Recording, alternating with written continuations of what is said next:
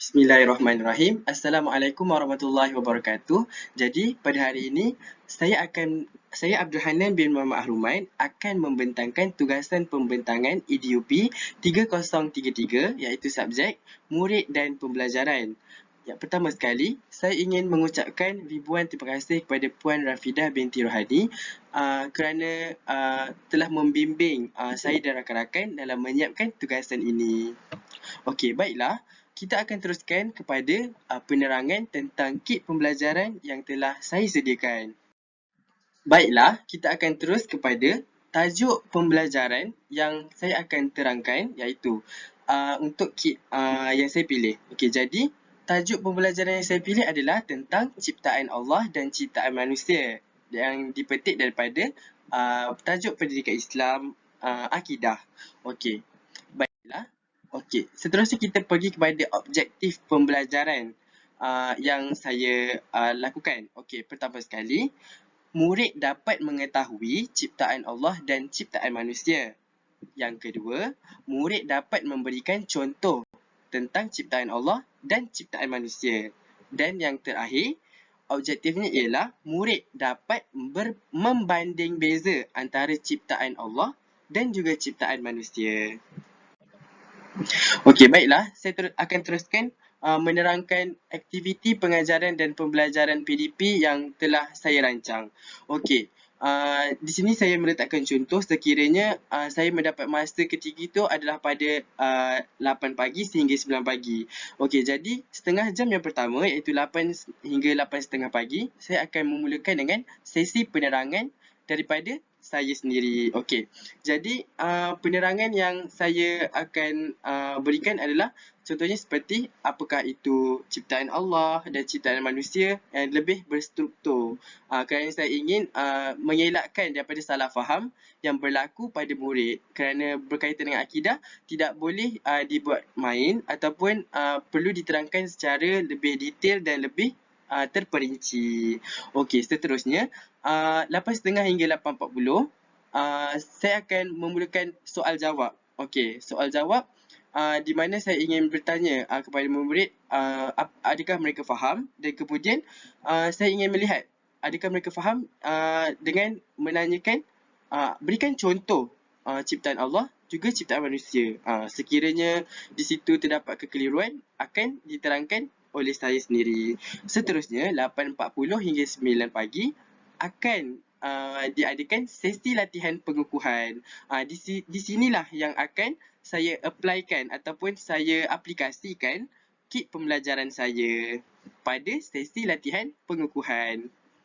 Okey, baiklah, kita akan teruskan. Jadi, bagaimana kit ini diaplikasikan dalam aktiviti pembelajaran? Mari kita sama-sama lihat tayangan video ini. Bismillahirrahmanirrahim. Assalamualaikum warahmatullahi wabarakatuh. Okey, jadi tadi saya sudah terangkan bagaimana aktiviti pengajaran dan pembelajaran. Jadi sekarang ni saya akan ceritakan macam mana ataupun bagaimana kit pembelajaran saya digunakan dalam bilik darjah nanti. Okey, baiklah. Nama kit saya adalah Candy Pop. Okey, kenapa Candy Pop? Mari kita sama-sama saksikan. Okey. Dalam satu bekas ni, okey, ada ruangan jawapan. Okey, yang pertama di pihak berwarna biru dan juga berwarna merah. Okey. Jadi saya akan bahagikan kepada dua kumpulan dalam satu kelas tersebut. Okey, bahagian A, kumpulan A dan kumpulan B. Okey. Untuk melibatkan semua pelajar, saya akan memanggil wakil daripada salah seorang kumpulan secara serentak. Misalnya, okey, Ali dari kumpulan A dan Abu daripada kumpulan B, okey, berdiri dan buat latihan ini bersama-sama. Okey, jadi mari kita tengok apa yang ada pada Candy Pop. Okey. Candy Pop sebenarnya ada bermacam-macam. Okey. Candy Pop ni adalah saya ambil daripada konsep gula-gula. Jadi dalam satu bekas ni ada macam-macam candy wrapper. Ada pelbagai warna yang sangat menarik. Okey. Jadi seperti yang saya sudah terangkan, tajuk yang saya pilih adalah ciptaan Allah dan ciptaan manusia. Okey, jadi dalam semua candy wrap ni ataupun pembuat gula-gula ni ada gambar. Sama ada gambar tersebut adalah ciptaan Allah ataupun ciptaan manusia. Okey, jadi murid yang dipilih tadi perlu memilih satu daripada balang ini. Contohnya, okey, dia ambil satu. Okey, contohnya ni. Okey, dan dia buka. Okey, kemudian Ali dapat gambar awan. Okey, jadi Ali perlu lekatkan jawapan. Contohnya Ali daripada kumpulan biru, jadi Ali perlu lekatkan jawapan. Awan ni ciptaan Allah ataupun ciptaan manusia? Okey, berdasarkan pengajaran yang telah saya berikan sebelum latihan pengukuhan ini. Okey, jadi dia akan tentukan. Contohnya, dia akan letakkan pada bahagian ciptaan Allah. Okey, sekiranya betul, kumpulan tersebut akan diberikan 1 markah. Sekiranya salah, kumpulan tersebut akan ditolak 1 markah. Dan di akhir nanti, kedua-dua kumpulan akan banding bezakan. Kumpulan yang paling banyak markah akan dikira sebagai pemenang. Tetapi di akhir nanti, kedua-dua kumpulan juga akan mendapat hadiah untuk berlaku adil. Baiklah, kita jadi apa yang specialnya tentang kit pembelajaran ini, iaitu Candy Pop, ada satu surprise, iaitu contohnya Abu memilih satu candy wrap. Okey, dalam candy wrap tu ada gambar bom. Okey, nama pun Candy Pop. Jadi bom ni melambangkan perkataan pop tu lah.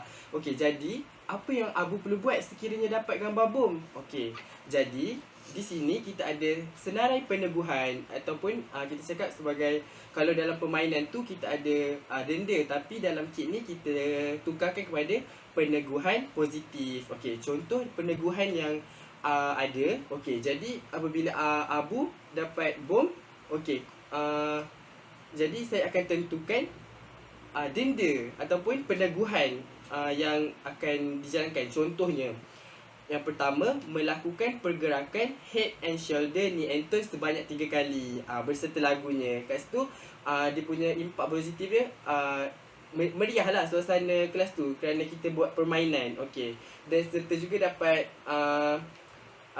menyegarkan lagi suasana dalam kelas. Selain itu, kita juga ada seperti berzikir dengan berlagu, kemudian menyanyikan lagu anak-anak Nabi. Dalam masa yang sama, okey, mereka bernyanyi dan mendapatkan suatu perkara lain ataupun ilmu lain. Contohnya seperti anak-anak Nabi. Di situ mereka dapat peneguhan lain, iaitu mengingat semula siapa nama anak-anak Nabi. Okey, itu adalah peneguhan yang disertakan dalam kit ini. Okey, jadi apabila telah selesai kesemua latihan pengukuhan tersebut, okey, jadi kita akan dapat lihat adakah murid faham tajuk yang dipelajari, kemudian adakah objektif pembelajaran dapat dicapai. Maksudnya objektif yang telah saya terangkan tadi adalah adakah mereka dapat membanding beza antara ciptaan Allah dan juga ciptaan manusia. Okey, itu sahaja tentang bagaimana penggunaan kit saya. Sekian, terima kasih. Okey, baiklah. Setelah kita melihat manual penggunaan ataupun bagaimana kit tersebut dijalankan, okey, jadi kita akan lihat satu persatu dan rungkaikan apakah pendekatan, strategi dan kaedah yang digunakan dalam aktiviti pembelajaran sebentar tadi. Okey, baiklah. Pendekatan yang digunakan adalah deduktif. Okey, jadi apa yang kita dapat lihat melalui deduktif adalah secara kasarnya, deduktif adalah daripada umum kepada spesifik. Okey, jadi untuk tajuk ciptaan Allah dan manusia, okey, jadi pada sesi penerangan guru, saya memberikan penerangan daripada umum kepada spesifik. Contohnya, saya akan bertanya dulu dan menerangkan dulu dalam dunia ni ada tentang ada ciptaan Allah dan ciptaan manusia berbagai-bagai. Okey, secara umum. Kemudian saya masuk pula kepada spesifik satu persatu, iaitu apakah contohnya, apakah yang dimaksudkan dengan ciptaan manusia, dan kemudian saya memberikan contoh-contohnya. Okey, itu adalah pendekatan deduktif. Seterusnya, kita akan lihat pula kepada strategi. Bagi strategi yang dijalankan pula, saya menggunakan dua strategi, iaitu yang pertama, berpustakan guru dan kedua pula, berpustakan murid. Okey, kita akan mulakan dulu dengan berpustakan guru. Okey, seperti yang saya dah tunjukkan sebentar tadi, saya bahagikan masa kelas tersebut pada 3 bahagian. Yang pertama, penerangan daripada saya sendiri, kemudian sesi soal jawab dan yang terakhir adalah latihan pengukuhan di mana saya menggunakan kit pembelajaran saya. Okey, jadi berpustakan guru, pada 30 minit yang pertama, saya menerangkan dahulu tentang apakah itu ciptaan Allah, ciptaan manusia secara spesifik, daripada umum kepada spesifik, daripada dengan secara berstruktur, disebabkan tajuk ini adalah berkaitan dengan akidah. Jadi guru tersebut disarankan untuk menceritakan lebih dahulu untuk mengelakkan daripada berlakunya salah faham. Dan seterusnya, saya juga menggunakan strategi berpustakan murid pada aktiviti soal jawab. Saya ingin melihat idea daripada murid itu sendiri. Contohnya, saya bertanyakan apakah itu ciptaan Allah dan ciptaan manusia, dan dari situ juga saya dapat lihat adakah mereka faham. Dan kemudiannya, saya menggunakan kit pembelajaran yang berkonsepkan candy pop yang telah saya terangkan tadi. Di situ murid-murid berpustakan murid kerana murid-murid dapat sendiri untuk mengukuhkan lagi kefahaman mereka dengan bermain kit pembelajaran yang telah saya sediakan.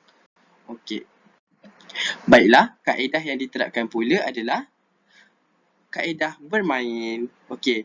Jadi yang telah saya terapkan dalam pembentangan kit ini, saya telah menggunakan candy pop. Candy pop itu adalah suatu permainan di mana memerlukan kepada dua kumpulan. Setiap kumpulan itu perlu perlu menjawab soalan yang telah disediakan pada candy pop itu sendiri, yang seperti saya telah terangkan tadi. Jadi apakah kelebihan yang ada dalam bermain ini? Okey, yang pertama adalah kemajuan. Jadi kita boleh lihat apakah kemajuan, maksudnya apakah kita boleh lihat mereka faham ataupun tidak perkara yang telah disampaikan tadi. Jadi daripada pengkategorian, ciptaan Allah ataupun ciptaan manusia. Okey, jadi kat situ kita boleh lihat nampak kemajuan murid itu sendiri. Sekiranya salah, kita boleh betulkan. Sekiranya betul, kita boleh nampaklah kemajuan itu sendiri. Kemudian berkaitan dengan kuasa. Okey, selalunya murid-murid suka bersaing. Jadi kuasa ni pula kita dapat tarifkan sebagai apabila ada dua pihak, jadi kat situ memerlukan persaingan dan ada pasti yang menang dan kalah. Okey, jadi siapa yang kumpulan mana yang ahlinya banyak menjawab dengan betul, jadi kita akan berikan hadiah macam tu. Jadi itulah adalah tentang kuasa. Kemudian tentang fantasi. Fantasi pula murid-murid dapat menjana idea mereka dengan lebih kreatif dan inovatif. Contohnya, mereka akan sebelum menjawab tu, okey, ni apa, itu apa. Mereka akan berfikir dahulu. Berfantasi ataupun berimajinasi terlebih dahulu sebelum menjawab soalan. Itu akan menambah lagi daya kreativiti seseorang murid. Okey, seterusnya yang terakhir adalah bermain ni sangat menyeronokkan. Okey, kadang-kadang penerangan daripada guru sahaja tidak mencukupi untuk murid-murid faham. Kadang-kadang mereka juga perlu bermain supaya mereka lebih cerdas dan cergas dalam mendapatkan sesuatu ilmu tersebut. Okey, jadi candy pop yang saya cipta ataupun kit pembelajaran yang saya cipta itu adalah untuk pastikan murid-murid dalam masa yang sama mereka belajar sambil seronok. Baiklah, itu sahaja daripada pembentangan saya. Sekian, terima kasih. Assalamualaikum warahmatullahi wabarakatuh.